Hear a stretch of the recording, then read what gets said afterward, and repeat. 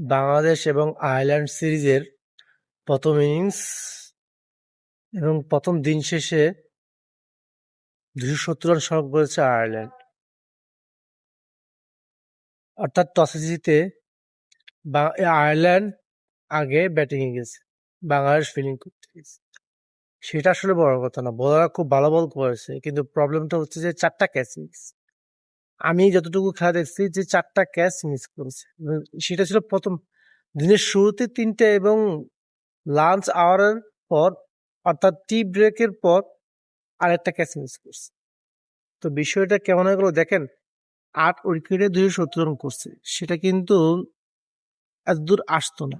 মানে 8 উইকেট অর্থাৎ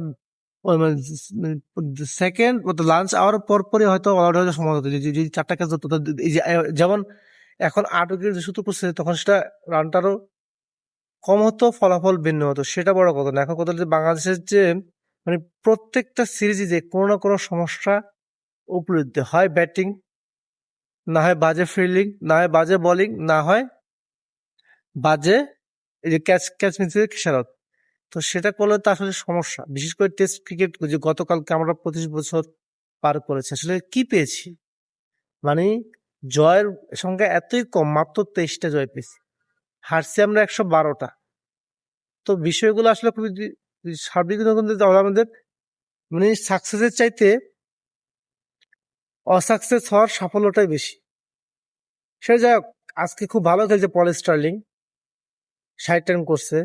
এছাড়া কারমাইকেল খেলছে, এছাড়া কার্টিস ক্যাম্পার খেলছে, লগন টাকার খেলছে, খুব ভালো খেলছে। কিন্তু এই যে ক্যাচ মিস যদি না করতো, তাহলে হয়তো লাঞ্চ আওয়ার পরপরই তারা অল আউট হয়ে যেতে পারতো, বাংলাদেশ আজকে দিনই ব্যাটিং করতে পারতো। সেটা যেহেতু হয়নি, তো কিছু করার নাই। তবে আশা করি বাংলাদেশ ভালো ব্যাটিং করবে, কেননা পিচটা খুব ভালো দেখলাম। মানে যথেষ্ট স্পিনার বলেন, পেস বোলার বলেন, ব্যাটসম্যান সবকিছু, অর্থাৎ স্পোর্টিং উইকেট মনে হয়েছে আমার কাছে। তো দেখা যাক বাংলাদেশ আসলে যেতে দিন কেমন করে। মানে দিনের শুরুতে যদি উইকেট গুলো যদি নিয়ে নিতে পারে, তাহলে হয়তো বাংলাদেশ যদি লাঞ্চ আওয়ার আগে যদি ব্যাটিং করার সুযোগ পায়, তাহলে বাংলাদেশ ভালো ব্যাটিং করবে, এটা আমরা বিশ্বাস করি। তবে ওয়েস্ট ইন্ডিজের আয়ারল্যান্ডের 2টা উইকেট আমরা তুলে নিতে হবে খুব দ্রুত।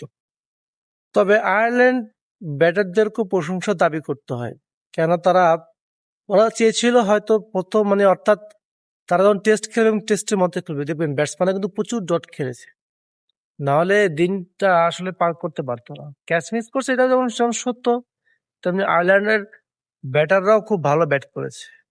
এখন ঠিক আয়ারল্যান্ডের মতন যদি বাংলাদেশের ব্যাটাররাও যদি একটু ভালো ব্যাটিং করে, যদি দেখতে পাই, কারণ বিগত সিরিজগুলোতে বাংলাদেশের কোনো ভালো ব্যাটিং আমরা দেখতে পাইনি, একজন দুজন ছাড়া।